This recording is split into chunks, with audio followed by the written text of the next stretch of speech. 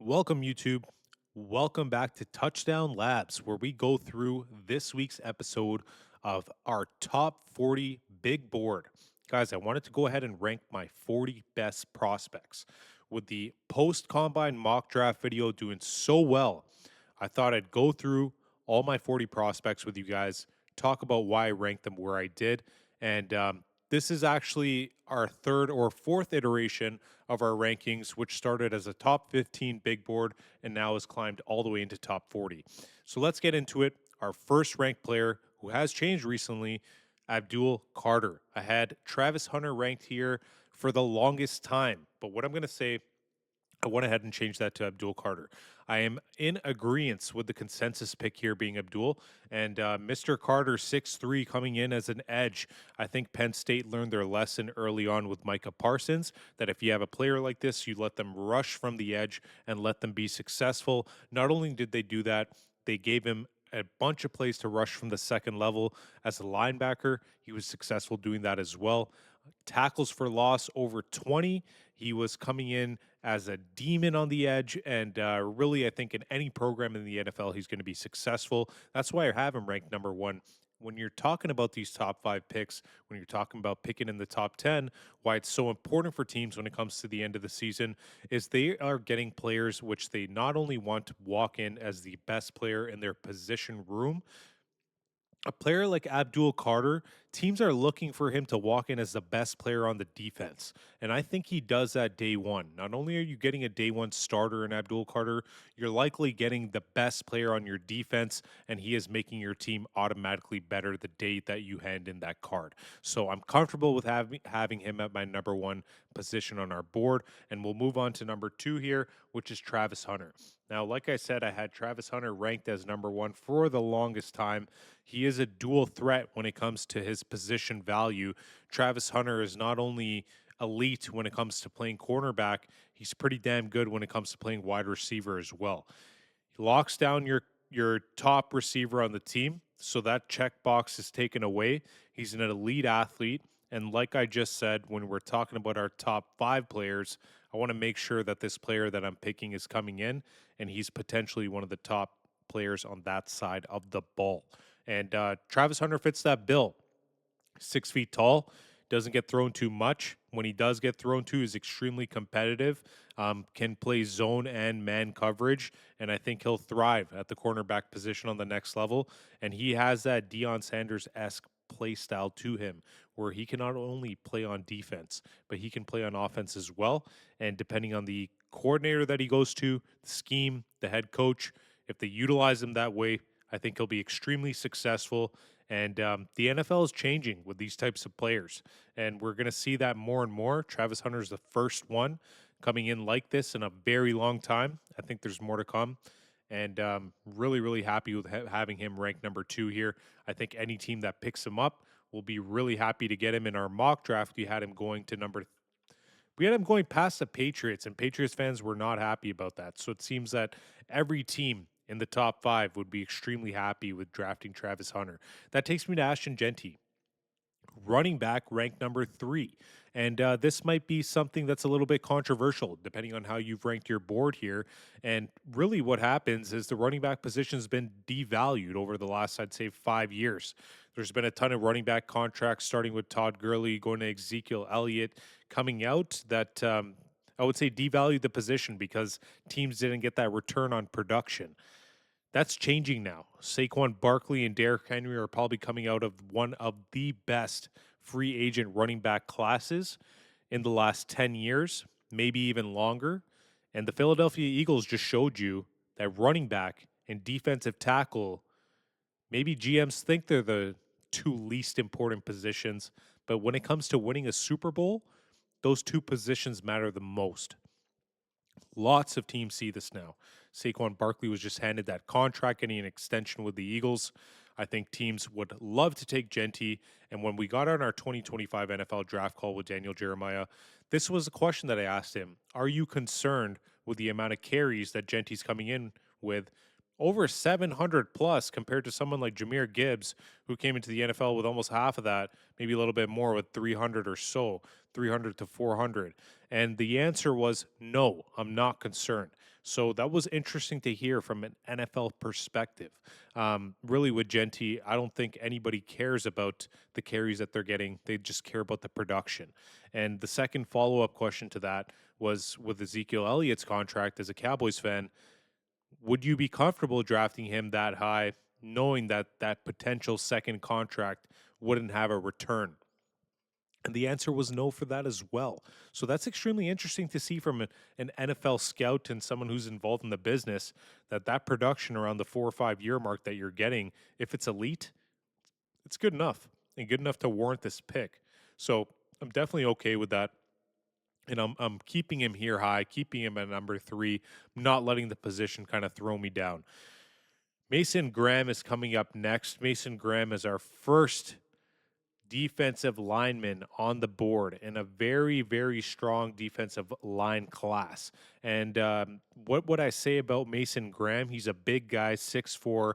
You can see he's 296 pounds, playing out of Michigan, playing beside another stout defensive tackle, more of a one technique in Kenneth Grant, who's also going to go in the first round, in my opinion. And he's ranked about in our 20s. Mason Graham is him. It's not just about playing beside Kenneth Grant. It's not just about playing with Will Johnson. Something that is a common thread here is there's 3 Michigan players here in the first round, and there's 3 Georgia defensive players here in the first round. Does that matter? Is that affecting their stock? And I think for individual players like Mason Graham, it does not. He did not participate in the combine. Likely would have got measured for shorter arms, which may have come up as a knock on him. But I don't think that's a concern. His hand technique is fantastic. He's able to take an offensive lineman's punch, avoid it, get into the backfield, penetrate, and I think he will succeed at a high level at 3 technique in the next level in the NFL. Another controversial pick here now at number 5. This is taking us to Tyler Warren. So you guys are going to say, why would you rank Tyler Warren as the 5th best prospect on your big board? I'm so high on Tyler Warren. That's why. Tyler Warren is a kid who can be the next Rob Gronkowski in the NFL. And why am I saying that? And why am I giving him such a high ceiling? We have so many tight ends coming right now. Their only ability they have is to catch a pass. They don't have an ability to block anymore. And that's a big concern in the NFL. I think when it comes to blocking and it comes to people being violent on the line of scrimmage, we're lacking that right now as a league. So Tyler Warren coming in and being able to provide that blocking ability and the pass catching ability that a Travis Kelce-esque tight end would provide from that tree makes him extremely valuable to me.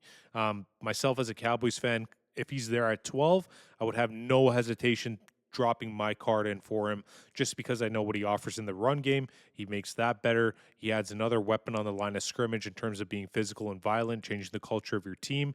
And he's a billboard when it comes to catching the ball.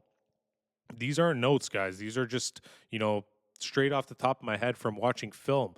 This is how I feel about him. And when it comes to my thoughts about Tyler Warren, his catch radius, it's huge. He's able to provide that to his team, and I think he's just going to get better at the next level. Now, Campbell's coming in as our first offensive lineman on the board. And really, when it comes to Campbell and what I think about Will Campbell, he's an LSU kid. And with Will Campbell being 6'6", 319, he fits the build in terms of the mold. I think he's a big kid and he can play tackles. This is the concern with what happens in this 2025 NFL draft. Lots of folks, media scouts included, they don't think that these offensive linemen can play on the outside. People like Banks, who's rated number 16, you can see there, is getting touted as a interior offensive lineman. So the fact that Will Campbell succeeds on the outside, and I do see him as a tackle, he is warranting a top 10 pick for me because I think somebody that's looking to bolster their left tackle for the next decade, this is where you go. You go to Will Campbell, you take that best player off the board, you don't look twice, and you don't think about getting him a couple picks later and having that slip just because of the depth being so low in the draft. So I have him ranked as our 6th best player. Now, Jahdae Barron. something I'm going to discuss right now is recency bias. Him running his 4.39 in the combine has put him up above Will Johnson for me. And when I talk about these two players and compare them and just think about my thoughts about watching film, we've done a lot of full film sessions on a lot of these guys. So please check out the page. Another thing I'll say again, subscribe to us. I'm hoping that we get more subscribers as I put this content out to you guys. We're almost at 100. The page is growing strong. So I need your guys' help in order to get this stuff to everybody and be able to work on this production. So all I can ask in return is just to like, subscribe, and even share the video to your friends who are involved in the NFL. But continuing on here, when I'm talking about Jahdae Barron and Will Johnson, the difference between these two players for me, Jahdae Barron excels elite in the inside of the secondary. He's not an outside corner, and if you're thinking that you're going to draft Jahdae Barron to play on the outside, he can do it in a pinch and he can do it once in a while for you and be successful. But I don't think it's his strength to put him there, and maybe that's something he can learn as he goes into his career. But Jahdae Barron for me, day one, is somebody that's like Brian Branch, somebody, and he's been compared to Trent McDuffie, All Pro, in terms of his build being 5'10 and being a little bit smaller. So Jahdae Barron is somebody that I'm really high on. And what I'll say is the combine did do a little bit of a, you know, recency bias check for me because he ran that 40 and I went back and when I did this and I re-ranked this today, really my thought was I got to put him over Will Johnson just because he's shown me that and he's shown me that he can be really, really successful at what he does. And what he does is he locks down that nickel cornerback position. And you might turn around and tell me, Touchdown Labs, hey, nickel cornerback's not as valuable as outside corner. That's fair. But he's so good at nickel that I'm going to put him at number 7. And I'd be extremely happy as him being the best DB coming off my board if I'm an NFL GM. Now, going on to Will Johnson, I compared him to Patrick Surtain. That's not a light comparison either. Will Johnson's a fantastic corner. He just had a little bit of an injury history when it came to his 24 tape. His 23 tape was fantastic. He's 6'2", 194 pounds. I think he can hold up extremely well on the outside. The knock on Will Johnson, and he didn't participate in the combine, is his top end speed. So, does he have that? Is he able to run down the field with some of the premier wide receivers and keep step for step? That's the question we're going to have to answer on his pro day. So, these rankings are going to change, right? We did our mock draft 1.0 that I released last week. I wanted to wait until the combine happened to put an official one out there. We'll do another one this week as well, but things will change as we go into these last 60 days towards the draft. Coming at number 9, Jalen Walker. Jalen Walker's fantastic in my opinion. I know he's getting a lot of heat in terms of his ability to cover sideline to sideline. He's 6'1 linebacker, 243 pounds. He moves extremely well. I think on the next level, he's going to play edge, and he fits well at edge. He can be that chess piece as well for a team with a defensive coordinator that has that vision for him. He can be somebody that spies a quarterback. He can spy somebody like Lamar Jackson at the next level. I think he has that ability, so I'm ranking him extremely high. I just don't think he's an inside linebacker, and he thrives on the outside. So there is a place for him, and I think, if I'm smart enough to think about how I would use him, he should be ranked this high because somebody in that top 10 that can pair him up. I'm thinking imagine, Jalen Walker beside Micah Parsons. You don't know who's coming from what direction or what gap. These are the things that I think about with where he's going to be successful with where he goes. So it's important that he's set up for success with a defensive coordinator that has that vision for him to be a chess piece. Sorry about that. But I do think he's ranked extremely high there. Tet McMillan. Had to take a breath there, guys. I'm going in on this top 40 big board, but I'm excited. This stuff gets me hyped up. Watched film on all these guys now, so I'm excited to share my thoughts. And I'm I'm excited to share all my opinions and everything that I have here at Touchdown Labs with you guys. So now I'm going to go on to Tet McMillan now. Tet McMillan is our best wide receiver on the board. And I'm going to be honest with you. Lots of you guys had, Ibuka as your number one wide receiver. I don't think so. Some people had Luther Burden as their number one wide receiver. Nah, man. Tet McMillan is him. 6'4", 219. Ex receiver, spectacular catch, something that reminds me of exactly how he plays. CeeDee Lamb catching that touchdown against the Minnesota Vikings, contorting his body against the quarterback and making sure he gets the ball in bounds. Same thing quickly comes to mind just because I'm a Cowboys fan is him at the combine, CeeDee Lamb, and getting that contorted catch in the air that made him kind of go viral. Tet McMillan does this play in and play out. Looks like somebody like Anquan Bolden on the next level. Really, really big target. May have concerns with his top end speed as well, similar to Will Johnson here. As we get into all of these picks now, the concerns are going to start to pile up, guys. And everything I'm going to go through with you guys is going to get into a bigger problem. That's how it works, right? You start with your number one pick. Everyone's all hype. This guy's going to be a star. I'm going to pick him. He's going to go to the Hall of Fame. That's how every mock draft starts. You start getting into the 10s, the 20s, the 30s. This is where people start to be unsure about their rankings and things. There's a lot of movement and, things can change very quickly. I'm extremely comfortable presenting this to you guys. That's why I've recorded it. But what I'll say is Tet McMillan, trust me, he's staying there at number one for receiver. We'll keep it that way. He is that guy. I don't think he's going to provide any concern with his speed. Somebody like Dallas or Cincinnati would be ecstatic to pick him up, pair him with somebody like Jamar Chase or even CeeDee Lamb there when it comes to, being a wide receiver too and even learning in the beginning. Shadur Sanders now. Quarterback, Colorado. I'm going to take a 1 second tea break here.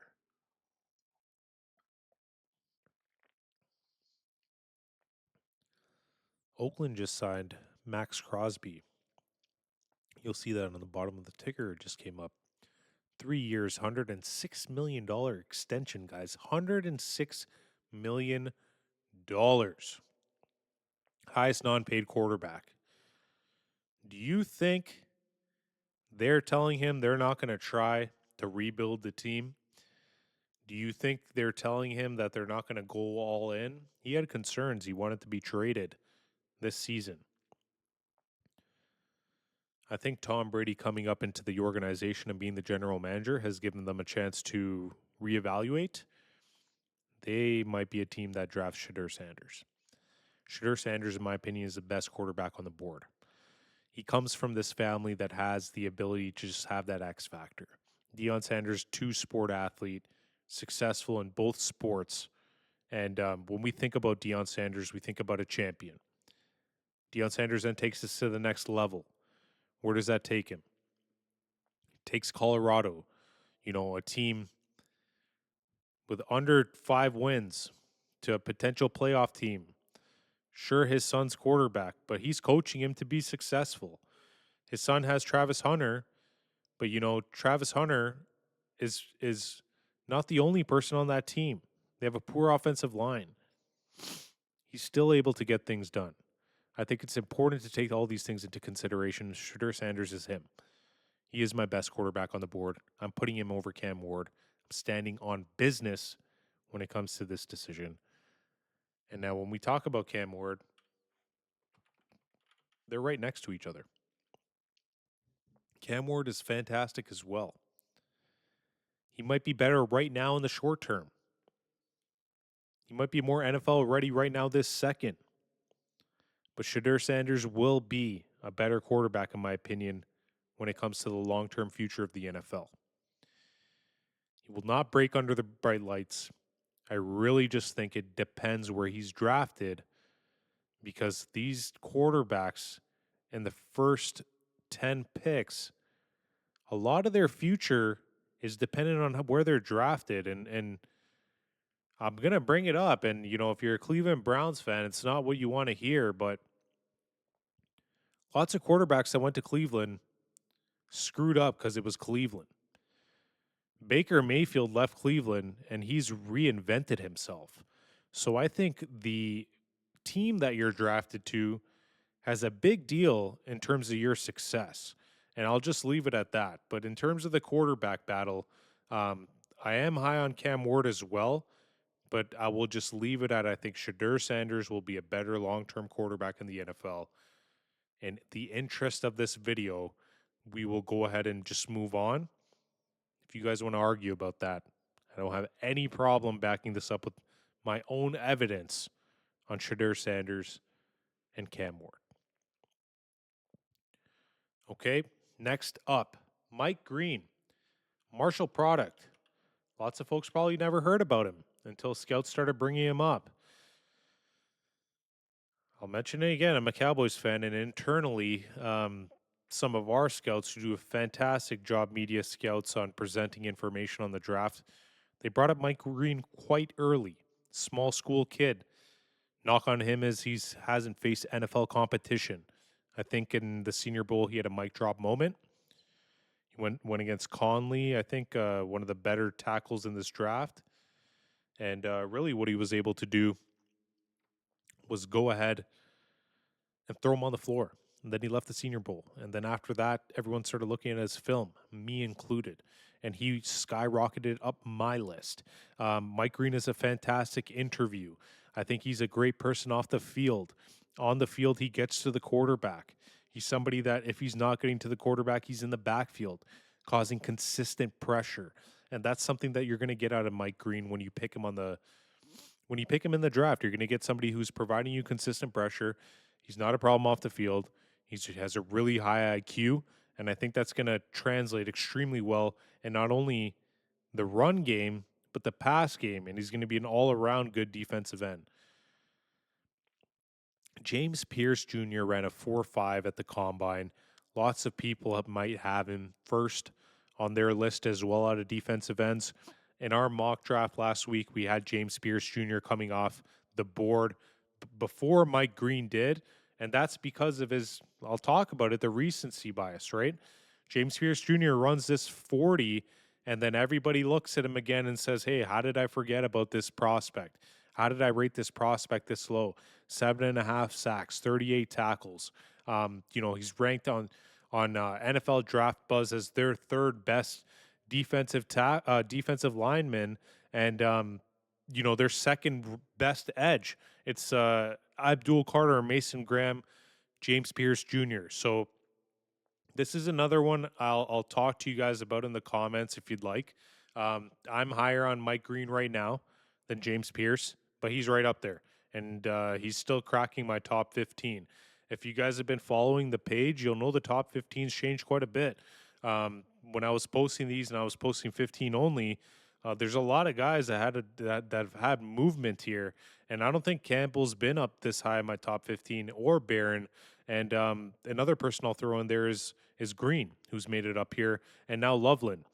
Loveland is, I'm not going to lie, very, very influenced by Daniel Jeremiah on this one.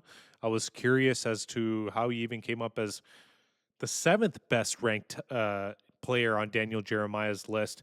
And really, that's because Daniel Jeremiah is looking at him like another Travis Kelce. And we talked about Tyler Warren coming from the Rob Gronkowski tree. Now let's talk about Colston Loveland coming from the Travis Kelce tree. This is a player that's an elite pass catcher.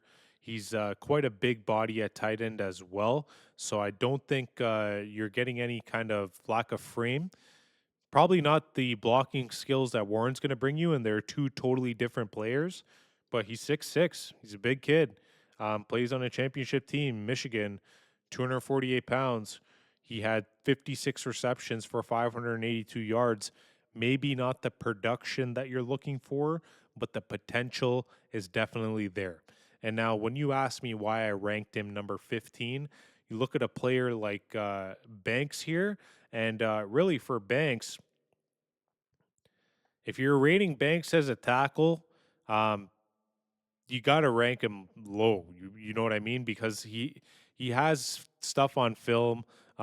Even when I was watching the Texas games in the playoffs, he had a false start penalty that was very detrimental to them at the end of the game. It just turned me off in terms of his IQ and awareness in big moments. Saw that a little bit on film, and now the noise that's coming out is he'll be a better guard. If that's the case, I can't draft him in the top 10, knowing that I'm drafting a guard. Zach Martin is just retired from the Cowboys. He's going to the Hall of Fame. He's drafted in the teens, right? And that's a trade down situation because your board's wiped out and he's the best player left. So Banks, in this regard, he's really good, but he's a guard to me. So if he's going to be the best guard on the board, I think 16 is a fair spot for him and to rank him there.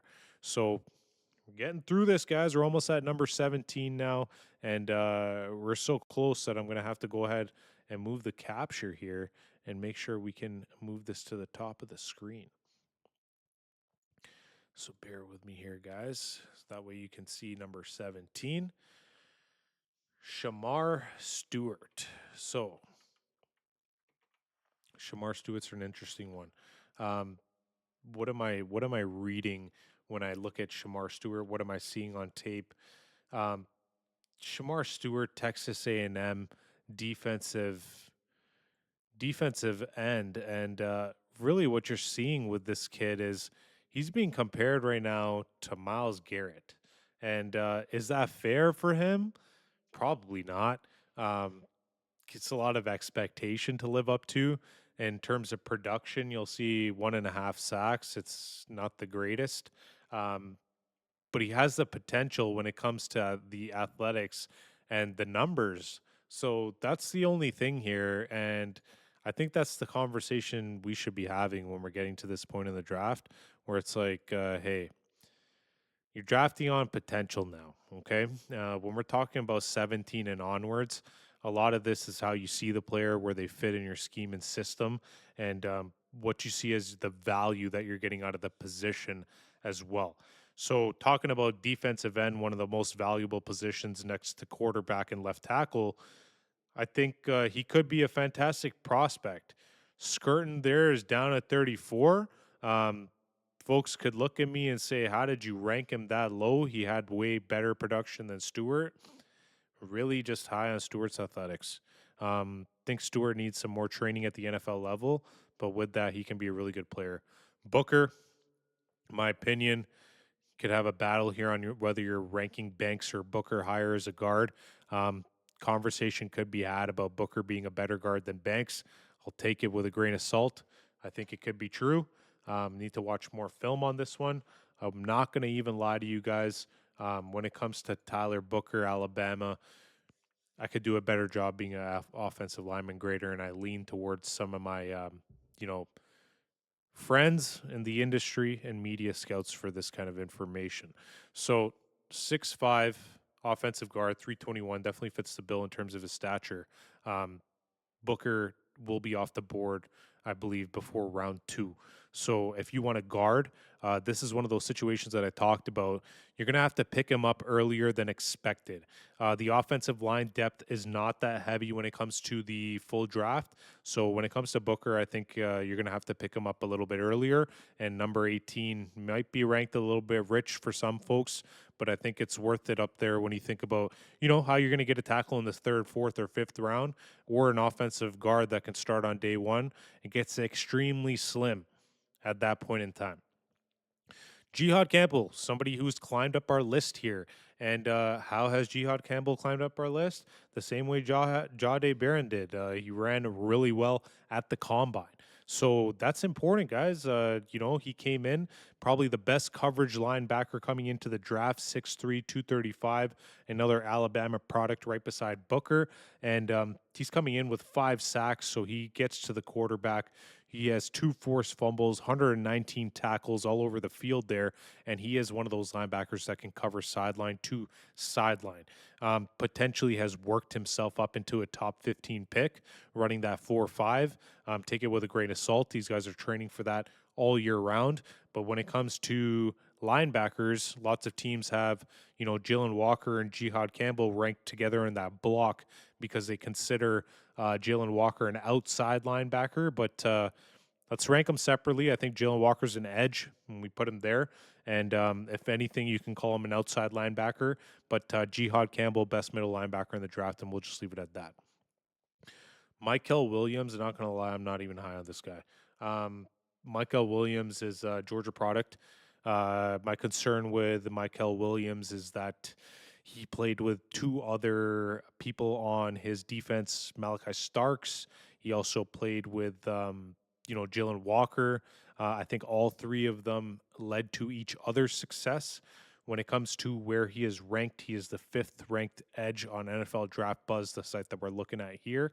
And 6'5", 260 is a bigger guy, bigger frame, but I think he's a project. He's a project player.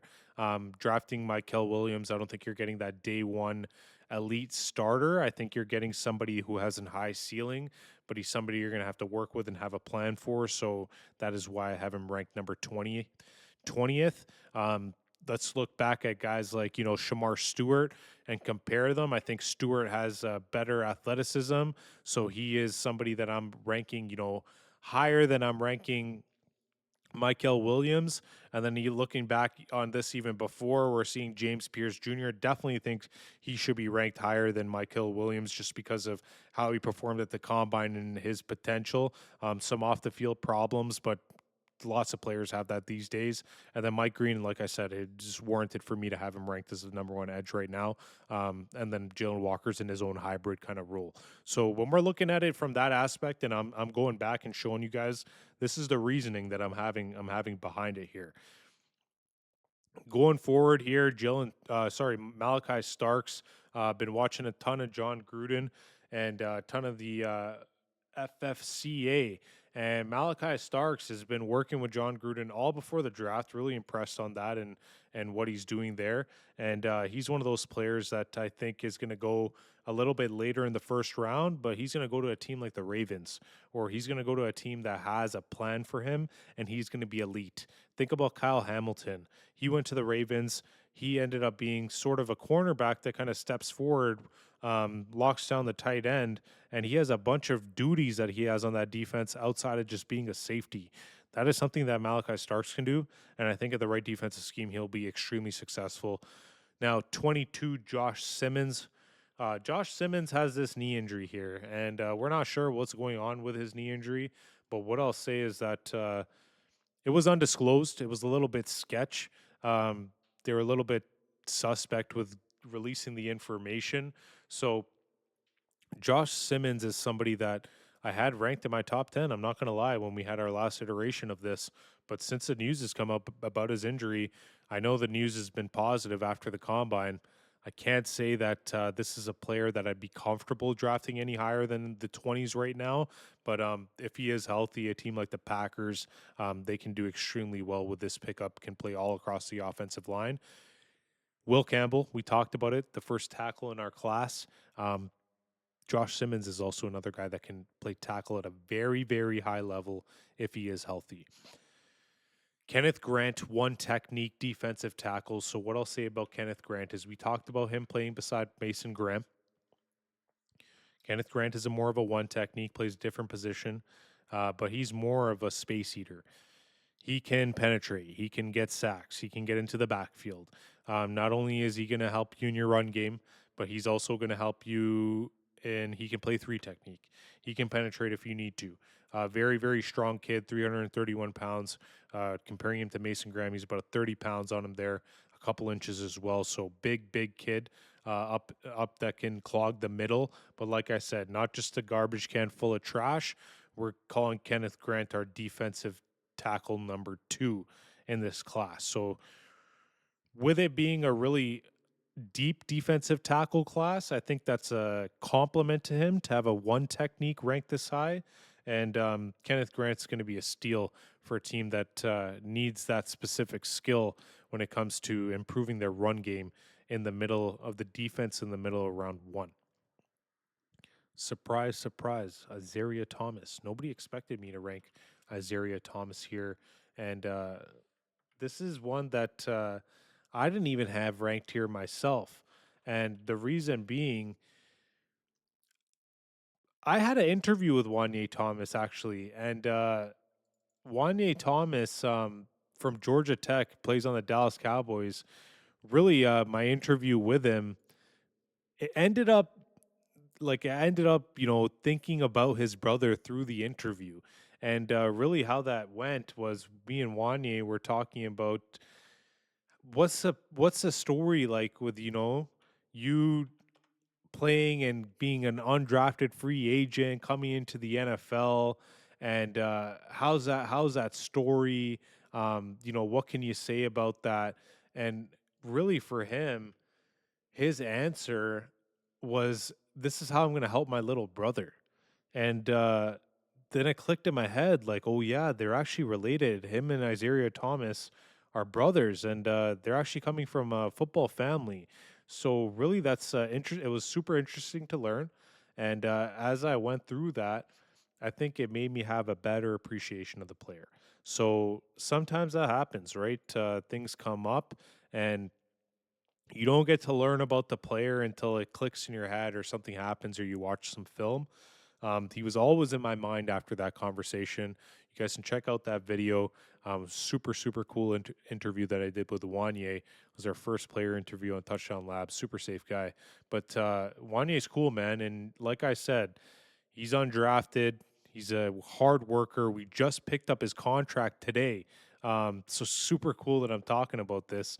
And shout out to you, Wanye. We picked up your contract. You're going to be a G. We talked about you being a special teams demon, homie. You're going to get some more playing time, and you're going to be a demon on the defense at that safety position. So this bloodline runs deep. I think Isaiah Thomas is going to be fantastic at the next level. He participated at the combine. Big ups for that. Didn't want to hide or anything like that. Showed his skills, looked extremely well.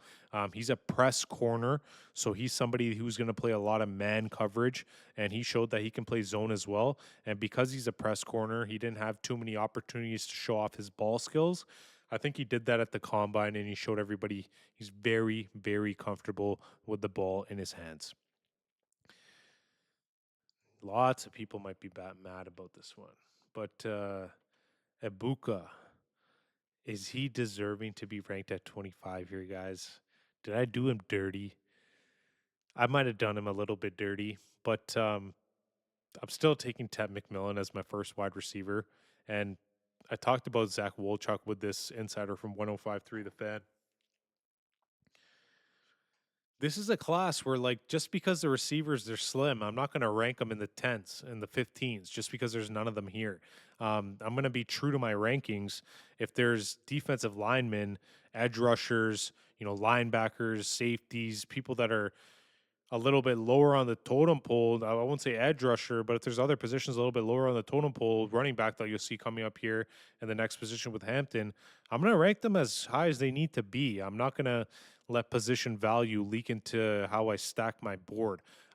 So with Ibuka, he reminds me of JSN. Played with JSN a lot. I think he'll be a good player at the next level. More of a slot player to me. I know he has experience playing on the outside and likely can do that.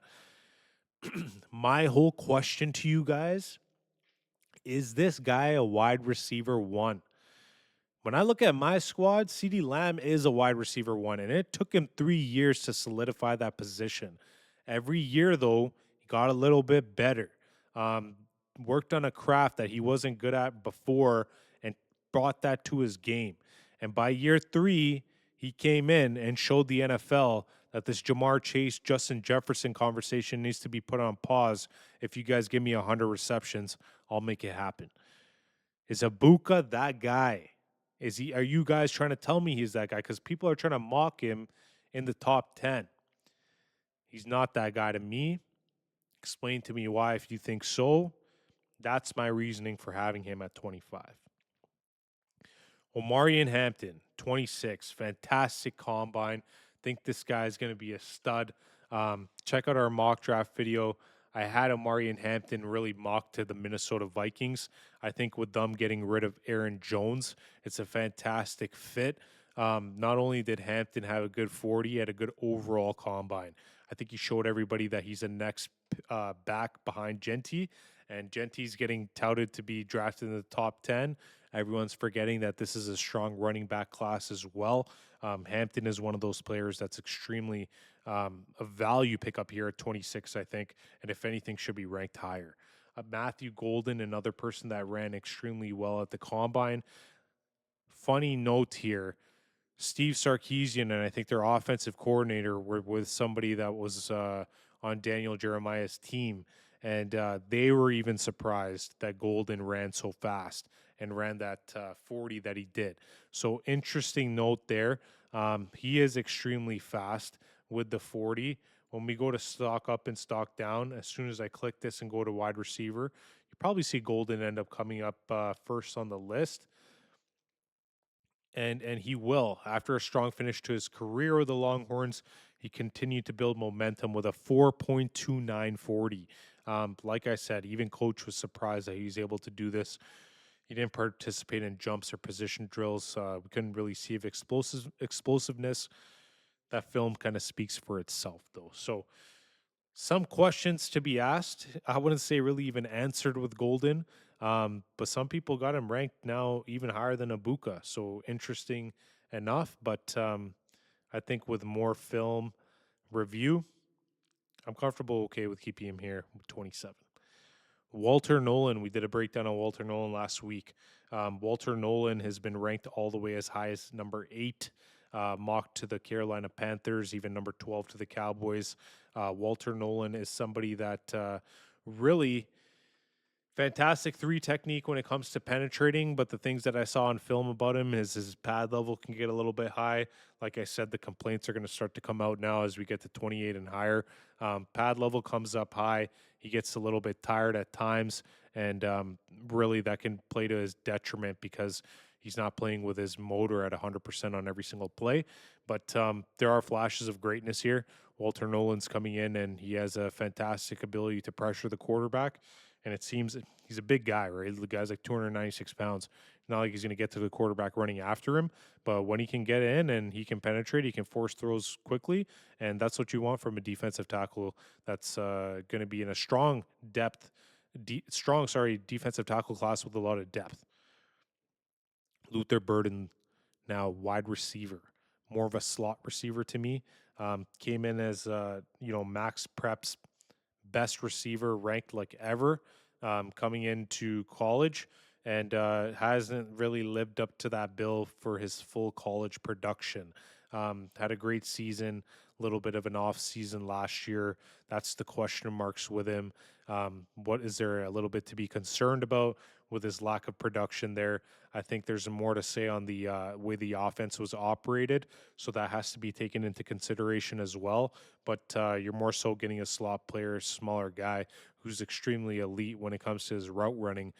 There are questions to be had about him, but there could be a case to be made that if you have this guy can go to the Chiefs and probably be extremely successful. So I'll just leave that there. Picking him at number 29. Anybody getting him around this range or towards the second round, extremely happy with the value that they're getting with that pick. Derek Harmon just broke him down today, and Derek Harmon is our defensive tackle number 4, I believe, on our rankings. It goes Mason Graham, Kenneth Grant, Walter Nolan, then Derek Harmon, and Harmon is coming in. Chris Jones comparison, guys. That's what came up from the combine last week. So lots of good things. Looked really fluid. I'd check out that video on YouTube. My last video posted. I did a film session on him, quick 2 minutes on just how he moves for a 300-pound athlete. And I think Derek Harmon is somebody that can be extremely successful at the next level because he offers that ability to penetrate, but he's 313 pounds. If you need him to play one technique, he can definitely do that too. Emmanuel is the safety, if you weren't watching it, that everybody was talking about at the combine just because of how fast he ran. And we'll go up and stock down here as well. As soon as I click DB, you're probably going to see Emmanuel come up as the number 1 stock that's gone up. Jade Barron's there first, and then third here, safety Emmanuel, 6'3", 220 pounds, not supposed to be able to run a sub 4.4, but that's what he did, right? Sub sub 4.4, not even 4.9, 4.38. Almost the best vertical at 43 inches. They always say vertical and broad jump on top of your 40 shows your explosiveness. So that's what they're looking for on top of your 40-yard dash. But this athleticism is nuts, guys, and it has to be taken into consideration. Combine is not just a circus; it's a place where players go to showcase what they can do, not only when it comes to football specifically, but their athleticism as a whole. This guy showed that plus more. Now let's go through his football. 4 interceptions, had 107 yards returning there. Not that big of a deal, but 2 passes defensed, 88 tackles, more of a strong safety, I'd say, and 57 solo tackles. This guy reminds me of Cam Chancellor. I'll be honest with you guys. Like when I look at him and I looked at the testing and now I look at the tape, he can be one of those players on defense if he wants to be. So I'm looking forward to watching him in the NFL.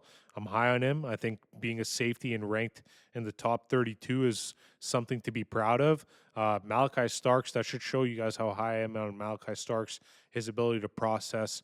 Like I said, I've been watching that film with him on John Gruden, and he's able to process on the board really well with a high IQ. So 2 safeties in here, really good for the defense and people looking to get specific needs filled in this draft. Offensive tackle Membu played really well in the ran really well in the combine, 4.9. So that got his draft stock to go up. Not really too high on him. I'd say if you guys have comments about Membu, let me know. I know a lot of people, the offensive line depth is suspect, so this is where players get looked at, and this is where the rankings get a little bit suspect as well. 332 pounds, 6'4", fits the bill. I think he is more of a tackle as well, but I could see him dropping into the second round. Now, when we look at Greg Zabel's more of that guy who is an interior offensive lineman, and he's going to be successful there. 6'6", big guy, 312 pounds, packs a punch. What I can say about him is that he played for North Dakota State, what used to be a small school, now a school that produces, quarterbacks that are even being picked in the first round. But Greg Zabel, I think a team that's looking for that interior offensive line depth that might have somebody like Booker wiped off the board and guys like, Banks taken off as well, looking to be put at guard. Zabel would be my next option there going into the second round. Skirden, lots of controversy could be said here with him and Stewart. Skirden had a ton of production for A&M towards that last year, and Stewart not so much. But like I said here, we ranked Stewart on the athleticism. We ranked Stewart on the testing, and we ranked Stewart on that. His comparison is Myles Garrett, right? Don't think he's going to be Myles Garrett, but just to be even compared to Myles Garrett, you have to take that with a grain of salt. Skirden is another player who I think is probably talked about a little bit less than he should be. Teams picking at the bottom of the draft: Philadelphia Eagles, Kansas City Chiefs, Buffalo Bills. Would be ecstatic taking this player potentially in the first round. He is somebody who can sneak up in there just because of the position as well. And then Izaraku, I think I'm pronouncing his name wrong. For him, I haven't watched too much film on him. I'm going to go ahead and be honest with you guys and say that for this one, I'm going off of reference. But from what I've seen so far, I can definitely say that I like Skirden better, but I think he deserves to be in the top 50, and I will put him there just because of position value as well. So I won't spend too much time on him because he's weighing. I gotta watch film on him. By the next time we do this, I'll watch a little bit more on Izaraku. But like 248 pounds is a really small guy, right? That's like linebacker ish size. Like Micah Parsons is that size. Is this guy going to produce and have that kind of speed? That's the question that I don't know right now. He runs a 4.6, so he's a little bit slow when it comes to that too. But let's move on to Henderson. I think Henderson's a really good guy to talk about. When I talked about watching the FFCA with John Gruden and him getting these players ready for the draft, Travion Henderson is also another player that's showing up quite a bit to these sessions. So I get to see a little bit behind the scenes and about him, not only watching film, but kind of seeing that real life aspect as well. Somebody who is extremely good in blitz pickup. And you know who I'm missing off the list that I kind of screwed up here? And this is, I'm just noticing this right now. It's Judkins. I actually had Judkins ranked higher than Henderson. For some reason, I must have screwed this up. Where Skirtin is, I had Judkins ranked at 34, and then I had Henderson, and my conversation was going to be why. So I'll bring it up anyways because I screwed this up, and I want to talk about this and see what you guys have to say in the comments. But Judkins is a bigger guy, okay? And Judkins is, let's just go to Judkins' profile real quick here. Quinshawn Judkins came in, had a really good combine, 6 feet, but he's 221. Okay. And we just looked at Travion Henderson. He's 202, 5'10. So smaller back. For player comps, we're looking at things like, Tony Pollard for Travion Henderson. So smaller guy, likely getting like jailbreak screens, bubble screens, but he's really good at, Ohio State backs are always extremely good at pass blocking, so that is something that Travion Henderson comes with. But I want to read Judkins' profile here in terms of risers and whatnot. So mix for a late first round or very early second round draft. So I think my rankings are perfect where they are. Where I was going to put him at 34. An outstanding combine performance, 4.48 40-yard dash, which I was extremely surprised with. He looks like a bowling ball at 221, and to run that fast as well, 38 and a half inch vertical, 11-foot broad jump, best in the group. I was talking about that earlier. You want to have that broad jump. You want to have that vertical to back up with your 40 that you're extremely explosive. That's how they see that first step explosiveness and kind of judge that as a coach. So it translated to the field. He had that success in the playoffs. He was able to catch the ball very well in drills, looked comfortable transitioning upfield. So I'd say that that was extremely good for him. Travion Henderson didn't make it here, right? So let's just see real quick. And no, I don't think he did. So that's interesting. In their stock up and stock down, he's not on there. But when I go to Travion Henderson and we talk about this and we have this conversation, I'll move on now to Henderson. Like I said, Tony Pollard ish, smaller back, home run ability.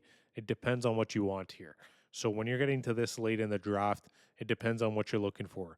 Are you looking for a back to pair with somebody you already have like this? That's smaller back, but he has these potential to catch up the backfield now with Henderson and have that ability to pass protect on third down. So you're getting the best, a little bit of the best of both worlds. Or do you need somebody that can run between the tackles? Do you need a power back? Do you need someone like Quinshawn Judkins? I do think Judkins has a lot more to offer when it comes to that true running back and what I've seen from Saquon Barkley, Derrick Henry, Josh Jacobs, this free agent running back draft class last year. This is what we need to get in the NFL to be successful. So that, as a Cowboys fan, is how I'd like to approach the running back situation. No hate on Travion Henderson at all. Just 2 picks behind. I think he's going to be fantastic. Just depends on what you want. And Tyleik Williams, another Ohio State player here. Tyleik Williams had a great combine. And I'm not going to lie. I put Tyleik up here because of the combine specifically. And there's a reason why. I think Tyleik Williams is somebody that moves extremely well for his size. He's somebody that, he doesn't just move really well. He is able to be that defensive tackle that's a dancing bear. I think you guys, if you understand football and watch some of these podcasts, you probably heard that quite a bit. 6'3", 334. I was extremely impressed with just him and Harmon and the way him and Harmon were moving. I think in the second round, Harmon might even go in the first, but to the Bills. I'm predicting that that might be their pick. But, you know, Tyleek Williams in the second round would be a fantastic pickup. Connerly, the only thing I can say about him that comes to mind, um, got embarrassed, I think, by Mike Green there in the Senior Bowl. So it's just a vivid image that I have, and I don't want to let that ruin anything about the prospect. So he is a good prospect, 6'5", 311. I think he'll be fantastic at the next level, but this is when things get slim in terms of pickings. He's probably one of the better offensive tackles I have left on the board when it comes to scoring 38 and below. So I'm going to put him up there and say that he is somebody that deserves to be in my top 40. Ravel Jr., cornerback here. I think Ravel is better than Morrison because honestly, Morrison's had that surgery history with the hips. So when it comes to me drafting these cornerbacks, he's 6'2", 194. Think he fits the bill, can play outside, and he ran a 4.4. So he runs real fast. And Morrison from Notre Dame, I don't think I can put him in here with the injury history. So that's the reason I went there. Last person to end off the video, Joshua Farmer. So Joshua Farmer, fantastic defensive tackle that had a great outing at the combine. I sat there and watched the combine for the full 3 hours. The one thing that I could take away and say, especially on the first day when I watched the defensive tackles, is wow, look at how this guy moves. And I think a lot of scouts came away with that as well. Every mock draft that I'm looking at right now, every top 50 that's been redone as a 2.0, now that we've gotten post combine, they are talking about Josh Farmer's fluidity, his ability to move, his footwork, and how impressive he was at Indianapolis last weekend. So I'll leave it at that, guys. Did this because the mock draft video was so successful. So really happy to get you guys content out here. I love making this stuff. You can see I spend my time on it and spend a lot of time kind of making sure that I get my thoughts out there. I research all this and giving you guys great football content, great football analysis and insight. We got a couple series going on right now. So I got a mock draft coming up for you guys on the weekend. So make sure you guys tune in for that. I got a Madden series going on right now too. So that's just for fun. We're rebuilding the Dallas Cowboys. So you guys can tune into that series. But please, if you're watching the video and you've made it all the way up until this point, you're an OG. Okay. That means you watched this for an hour. You sat down here. You've listened to me break these players down, my reasoning behind why I picked them. Comment, like, and most importantly, guys, please subscribe. I need your guys' help getting subscribers. This is the only way I can support the channel. Everything I'm doing right now, I'm not getting paid for any of this. I'm just literally giving you guys content out here because I love doing it. And all I can ask for in return is you guys just subscribe to the channel. So as always, love doing this stuff with you guys. I'll have some more content out for you guys in terms of film room later on in the week. And look forward to my next mock draft that's going to be coming out on the weekend. TD Labs out.